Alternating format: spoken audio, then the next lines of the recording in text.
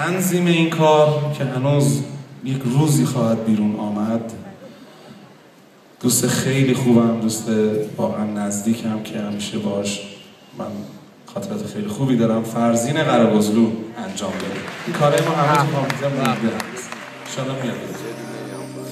تماشا کن منو حالا، نگو من رو نمیشناسی، به من لبخند نزن، بیرم برو خود